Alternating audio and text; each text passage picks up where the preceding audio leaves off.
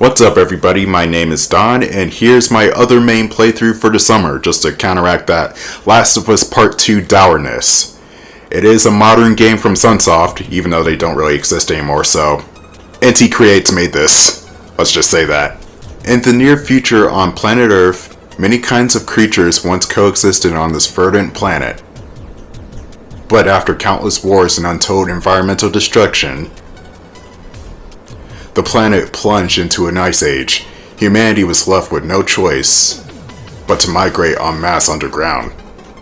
And somehow World War III through 7 didn't kill us all.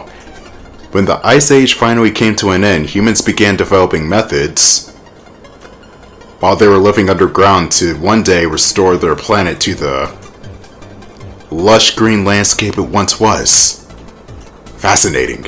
During this time, a large mysterious comet fell to the Earth.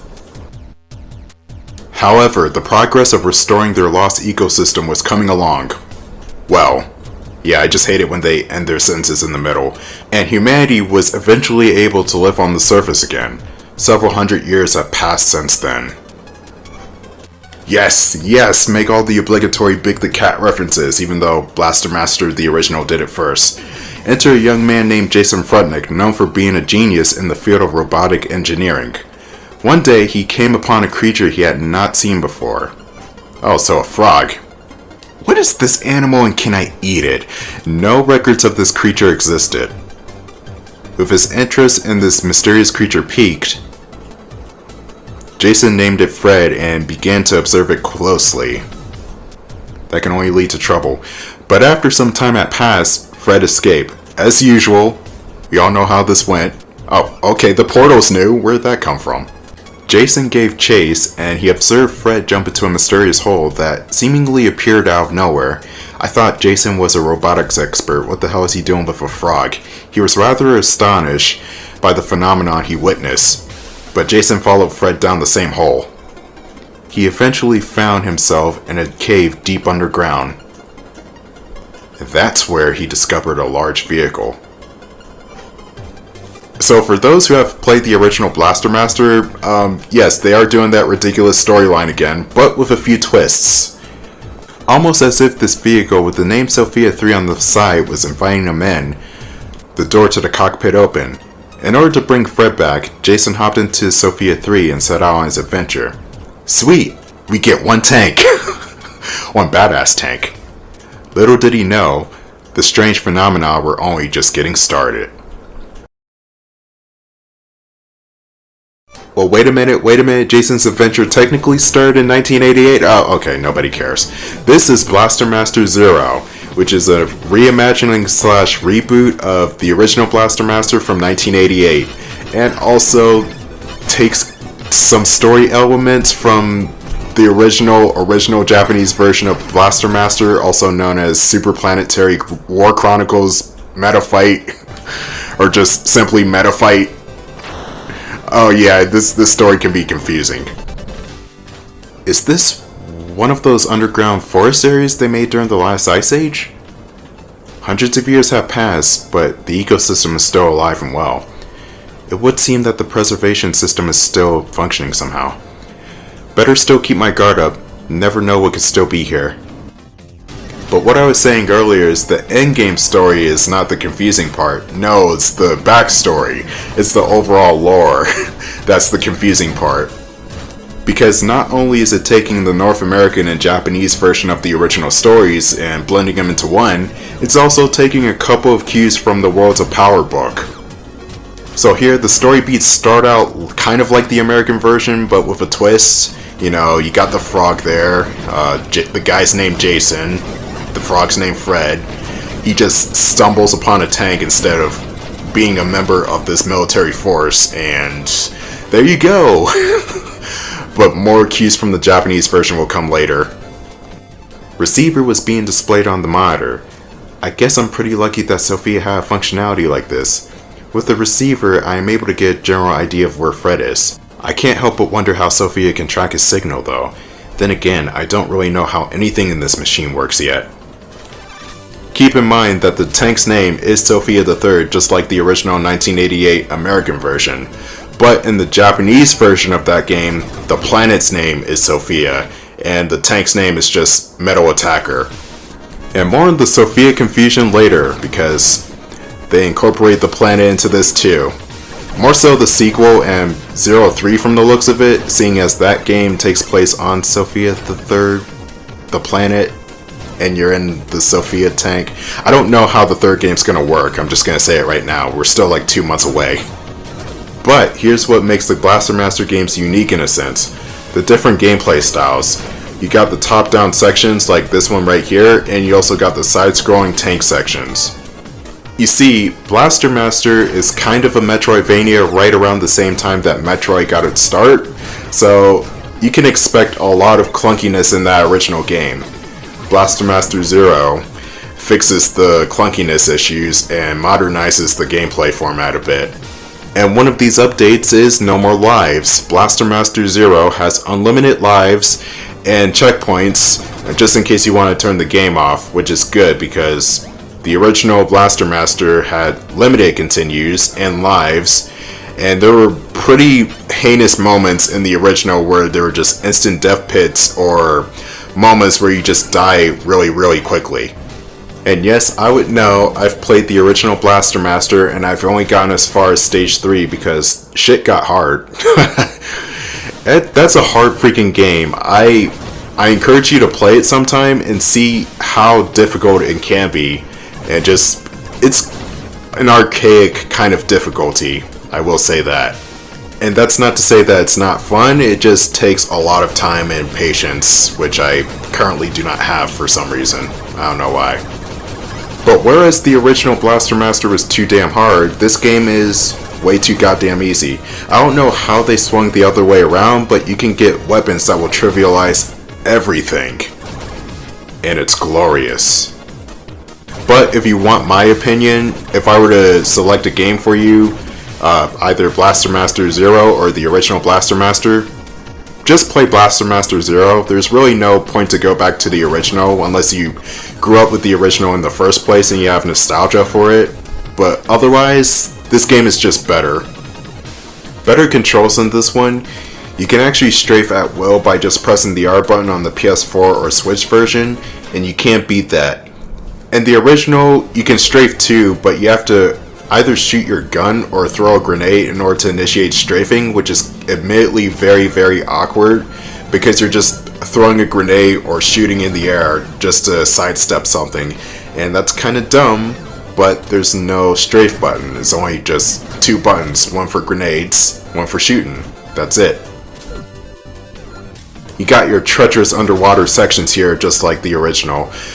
Area 1 is one for one the same as it were back in 1988, except a couple of differences right here. Not much, but a couple of differences. It isn't until later in the game where everything starts to change a little bit. And you got more caves to explore here than in the original. You can only go for, well, there were multiple caves in the original, but you don't need to find all of them in order to get something.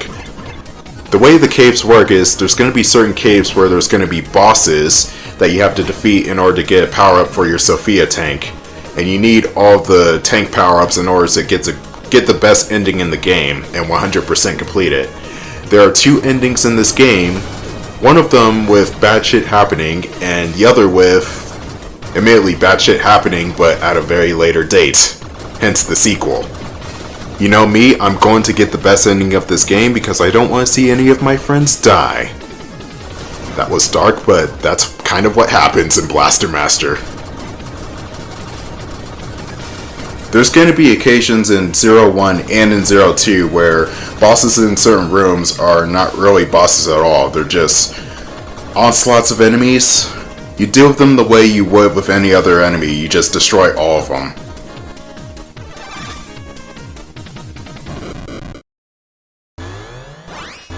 The Lair of 1,000 Vials. Vials being those floating head looking motherfuckers. They don't really do much, they just wait ominously towards you. They don't really do much. You have my permission to blast them. They're useless. Except for the gold ones, they take a lot more punishment and they look cooler, I guess. But I haven't really talked much about the gun levels, have I? Yeah, about the gun levels. Use Striker and use Wave. They are awesome. Especially Striker, which literally destroys everything without you even having to aim. I'm dead serious. And also the wave is just broken, okay? That's what makes Blaster Master Zero a really easy game. The weapons are just outright broken. There's no way you would lose if you have the wave or the striker on. Hell, even the reflex shield you get, I think that's level 6 or 5. The reflex shield is broken too. It looks like this chip can restore one of Sophia's functions. The data analyzed by that chip is being displayed inside my helmet. I get the feeling that there are more chips like this out there. It makes me wonder just who in the world made all this tech. Man, I would love to dig into all this, but I gotta focus on finding Fred. And teleport.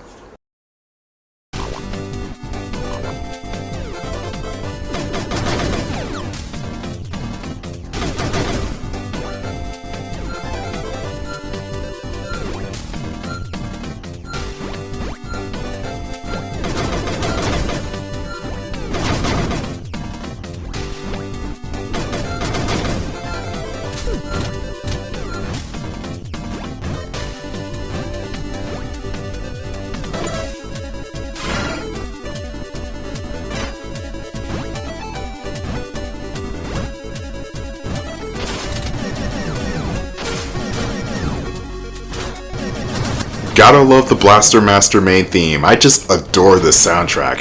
Hell, I love every soundtrack from each Blaster Master game except for maybe Blaster Master 2. No, not Zero 2, not Blaster Master Zero 2. I'm talking about Blaster Master 2 on the Sega Genesis. That soundtrack was trash. But then again, everything about Blaster Master 2 on the Sega Genesis was just straight up trash, so I don't know how that got greenlit or why Sunsoft even allowed that to happen in the first place. I'm glad that nobody talks about that anymore, because we have a better Blaster Master 2 and we call it Blaster Master 02, and that's canon. We should accept that, not Blaster Master 2 on the Sega Genesis. And now that I'm thinking about it, how popular was Blaster Master in America? Because in Japan it wasn't popular at all, which is probably why they didn't get a sequel on the Sega Genesis that sucked ass. And I always figured that the original Blaster Master, wow, I suck at speech. The original Blaster Master was a cult classic. But cult classic status aside, it's really good to see these games get remade and in some cases be better than the source material. I'm telling you, this game is just better than the original Blaster Master in every way. It's not even funny. The Drap Trapper, or Drap Trappers, there's 3 of them, they're pretty simple bosses. They'll poke their heads out these holes in the wall and they'll come zooming right out. They'll occasionally drop these remote detonation mines which will explode after a short period of time. Your wave cannon makes mincemeat out of these bosses. Not only are they weak to it, but they get stunned if you shoot them enough. Down they go! The freaking Drap Trappers remind me of the health pickups from the first Mega Man game. Maybe it's the shape or something. But with that said, I just got a new upgrade. The Ignition Bomb. Looks like this chip lets me use a new sub-weapon. Gotta figure out how to read my surroundings and use the best weapons for the situation at hand. We got one more cave left in this area to explore, and that's gonna be the cave with the most important power-up in order to progress with the game. Sophia cannot traverse through water very well as of right now, so you're gonna have to use Jason in order to swim through this area. And don't worry, Jason can breathe underwater forever. Must be the helmet. You got these jellyfish creatures who look a lot more like Metroids than they do actual jellyfish. Maybe it's the tentacles, or maybe the fact that they're crudely drawn. You know, I'm gonna go with option B. But be careful of them. They will bob up and down depending on your location, like this one right here. Like, get the hell out of my way, man. I just want to climb up the ladder. But yeah, being on foot as Jason in the underworld is a lot more dangerous than being on foot as Jason in a cave. The enemies do a lot more damage. And you also don't have your kick-ass blaster rifle abilities like the wave beam or the striker. It's just pea shooter in the overworld, and it's pathetic. So best words to live by is stay in the tank and only leave when you really need to, or if you want to be cool. Kind of like in real life.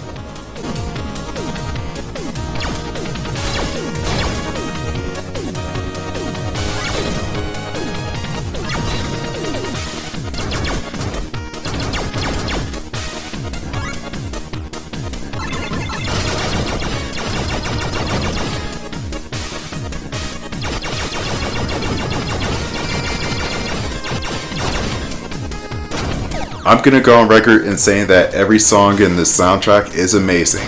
It's so amazing that this game has an official soundtrack. That's right, Blaster Master Zero has an official soundtrack out there. And you should buy it. The next boss is pretty simple. I mean, it is technically the first real boss in the game, so you shouldn't really have to worry about dying here. But at the same time, all the bosses in this game are kind of a pushover. Again, it comes down to the weaponry. It's just too damn strong. And I already see them reusing the golden vials face from the other boss room. How lovely. Now you may recognize this boss from the original game. She is quite a sight.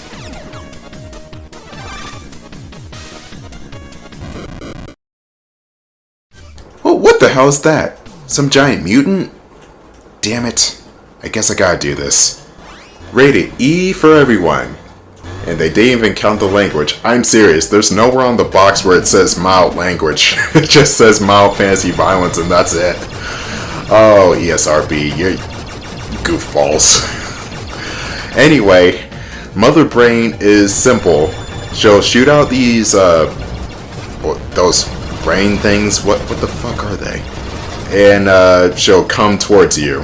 What I like to do is use the wave to stun her, and also use the ignition bombs in order to blow the fuck out of her. No, not like that, perverts. She does have momentary invincibility frames when she's sucking the earth dry. That's my second innuendo. I'm not even trying to do that. Anyway, after defeating her, you get the Hyper Shot, which increases Sophia's main weapon ability. Alright, time to get back to the tank, and Area 1 is completely finished, except for one item that I'm missing, but I don't have to fight a boss in order to get to it. Looks like Fred's signal isn't coming from the forest area anymore. Let's see, it looks like it's coming from some kind of residential area? That's actually pretty close by. Okay, let's get this show on the road. With that said, that's when Area 2 unlocks, or rather, you can actually gain access to Area 2 by destroying a monster you couldn't before. But before I move on to Area 2, let me get this one last item here. It is a life extension. And what life extensions does is pretty self-explanatory. They help boost up Jason and Sophia III's maximum health bar by 1. There's 8 total in the game, 1 per area. It would benefit you greatly if you collected all of the health power-ups because it will make you a sturdier person, and therefore you can tank a lot of hit. Oh, get it? Tank a lot of hits because I'm in a tank and it has more health? I'm not funny at all. I'm not funny. But no, what I said is quite contrary. Despite you getting more and more powerful and you getting more health later down the road, you still don't want to take that much damage because if something gets stuck onto you, you just take continuous damage over and over again. You don't have that many invincibility frames as it is. Now, to be fair, this is better than the original Blaster Master where anything can kill you very quickly if it just gets latched onto you because your iframes are even shorter in that game than in this game. But even still, the iframes in this game are very short.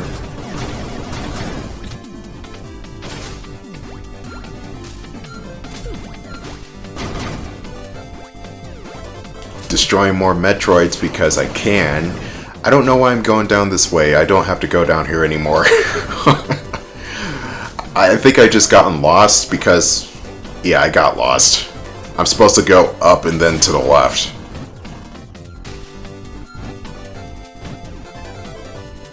Oh yeah, don't worry, there is going to be a water level and that's going to suck major ass. It's going to suck all the ass.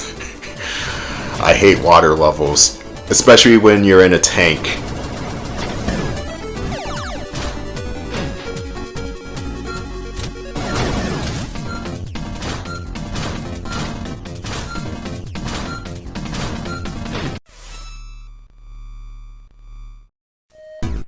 So this is the residential area.